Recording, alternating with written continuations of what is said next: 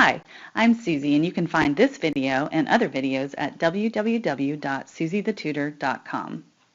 Today we're going to learn about a method called the rectangle method for factoring trinomials. I call it the rectangle method because I'm trying to distinguish between another method that already has a name called the box method. So the type of trinomial that you'll use this for is a quadratic trinomial that has, as you might remember from the quadratic formula, the coefficients are named A, B, and C. When you see something in this form, this is the method that you want to try to use. Now, one note I have over to the side that you can see with a big star by it is that you must deal with the GCF first. That's kind of the overall rule for all factoring and all types of factoring. You always look over the polynomial and see if there's a GCF, a greatest common factor, that could be factored out to the front at first. Because if there is, you want to do that first thing. Then whatever's left over in the other parentheses, then you'll decide if that can be used with the rectangle method or some other method or some other type of factoring, like factoring by grouping or difference of squares or something like that.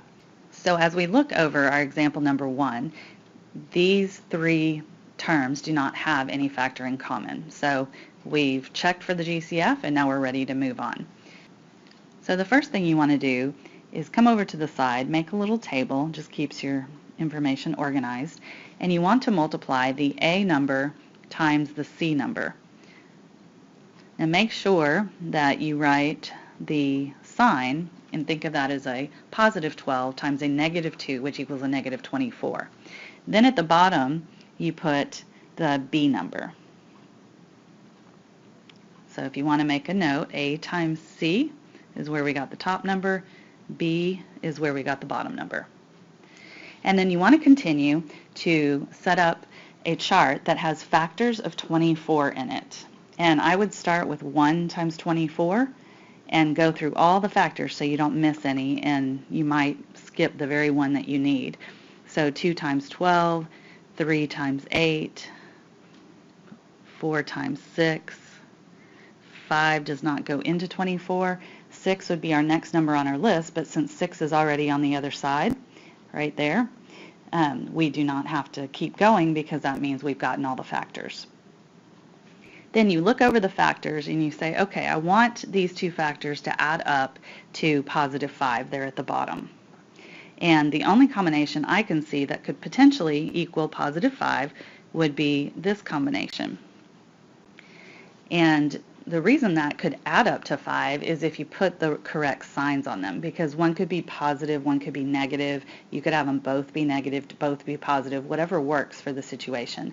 So in this case, you need the bigger one to be positive, which would be the 8, and you need the smaller one to be negative. And if you add a negative 3 and a positive 8, you will get positive 5.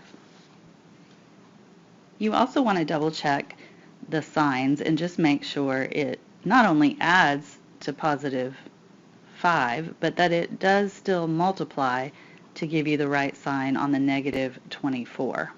So it has to multiply to give you the top number, add to give you the bottom number. And it does, so we're good to go. So the next step is setting up your rectangle. So make a rectangle, put 3 lines down the middle, and 1 across. Now you don't always have to label the columns, but I'm going to label them the first time. And the A number will go in the first column, the variable will go in the second column, the sign that you picked over in the table will go in the third column, and the number you picked in the table will go in the fourth column. So our A number was 12, so we put 12 in both of these spots. The variable in this case was an N, not an X, so we'll put N. The sign and the number from the table over here that we got was a minus was on the 3 and a plus was on the 8, and so we put those signs and numbers in. So the last very important step is that you look across each row and see if they have any common factors. that you could divide out. And so you actually look at 12 and 3 and say, I could divide out a 3 from both of those. They have a common factor of 3, so we divide that by both 12 and 3. 12 and 8 have common factors of 4, so we want to divide by the greatest number we can divide them both by. Then we actually cross them off like we're reducing them down to a 4. Cross them off, reduce it down to a 1. Cross this one off, reduce it down to a 3. Cross this one off, reduce it down to a 2.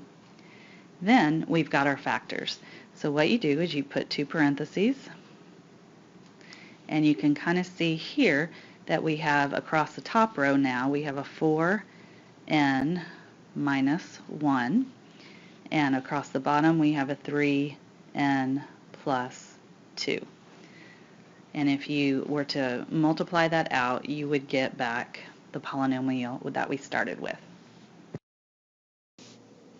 In this next example, I want to show you the importance of the signs and being very careful with your signs. This particular trinomial has a 1 as its a, so if you want to write a 1 there, you always can, just kind of make it stand out. So a times c would be a positive 6. 1 times positive 6 is positive 6. Then your b goes on the bottom, negative 5. Now, if you start to write factors and you find the one you need before you get through all the long list, especially on bigger numbers, then just stop doing your factors and then you know that you have the right one. In this case, 6 doesn't have very many factors, but if we write 1 and 6 and say, oh, wait a minute, I already see that that could give us a negative 5. If I put a negative on the 6 and a positive on the 5. If that were the case and that's the right choice, then we would be done. However, remember I said to always check it against the top number, and if the bottom number works out adding, make sure the top number works out with multiplication. And positive 1 times negative 6 is not going to give you a positive 6 when you multiply. It's going to give you a negative 6.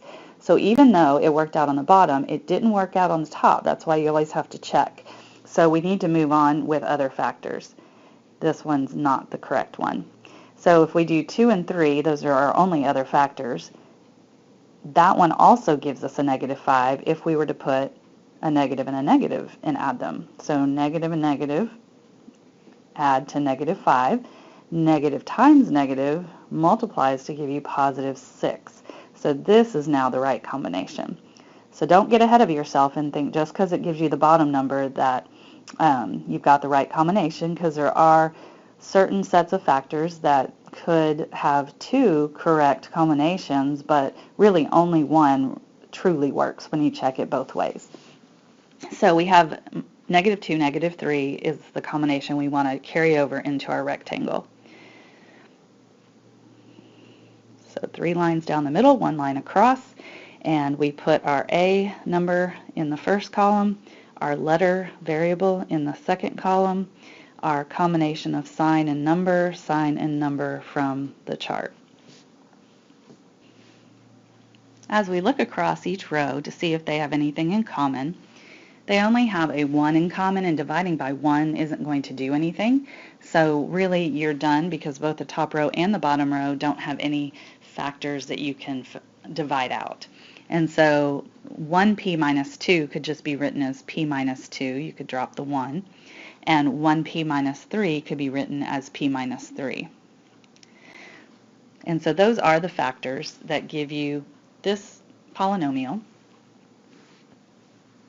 And this factoring is complete. So you'll notice if the a is a 1, it makes the factoring a whole lot easier. Let's move on to some harder examples. In this third example, we finally have one that, as we look across all 3 terms, we do have a GCF.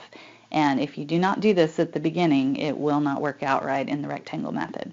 So we need to factor out the thing that they all have in common, which in this case is just a 2. And also look for letters in common just in case. The next one we do will have letters in common as well.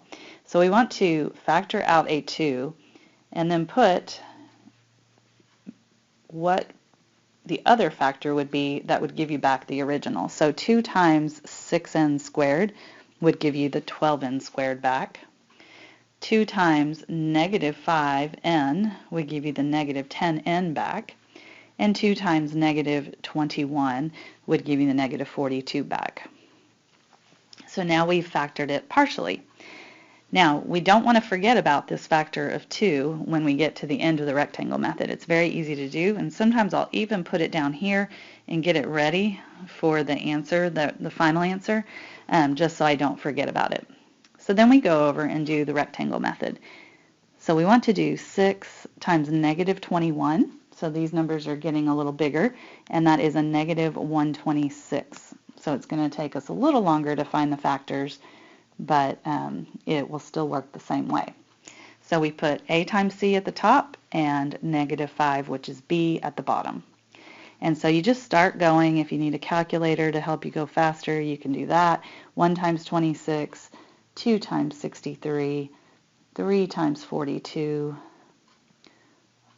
4 doesn't go, 5 doesn't go, 6 goes 21 times, 7 goes 18 times, 8 doesn't go, 9 goes 14 times, 10 does not go into 126, 11 does not, 12 does not, 13 does not, and so we're at 14. 14's on the other side, so we know we're done. As we look over our choices, it looks like that last one is actually the only one that could add to negative 5. And if you put the negative on the bigger number and positive on the smaller number, it'll come out to be a negative 5. And then we check it to the top number, and this does multiply to give you negative 126 as well. So that is the right combination both ways. So we want to set up our box, and be careful when you do the box that you don't look at the original A, but you look at the new A that we're using, which is the 6. Don't go back up to the 12 that we had at the top. And so we are factoring this trinomial, so we want to use the A from that. We want to use the N. We want to use the plus 9 from our table and the minus 14 from our table. We want to look across our top row, divide out a 3. Look across our bottom row, divide out a 2. And we end up with a 2 here, a 3 here, a 3 here, and a 7 here. So our factors are 2n plus 3 and 3n minus 7. And as you can see, by the time we get down here, we're so happy we're done that we might forget to put that 2 down from the previous step. And so that's why I went ahead and put it there at the beginning so I wouldn't forget about it. But this whole thing is the factoring of the original polynomial. In this last example, you may notice that this is not a quadratic trinomial. It actually has a cube in it. But that doesn't mean you might not be able to use the rectangle method. So always we look for the GCF first, and this one has a GCF of not only numbers but letters as well.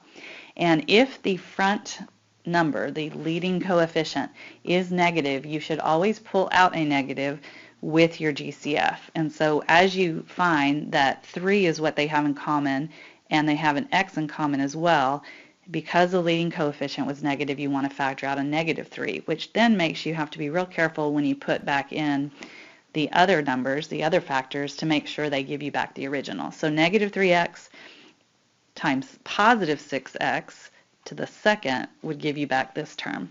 Negative 3x times negative 7x would give you back a positive 21. And then negative 3x times negative 5 would give you back a positive 15x. So these signs don't always match, so don't just expect them to match. Always distribute and make sure the signs are turning out the way they should. So we have our quadratic trinomial right there that we can now do the rectangle method on. If you'd like, you can pause the video and then restart it, and I'll have the answers up here in a minute.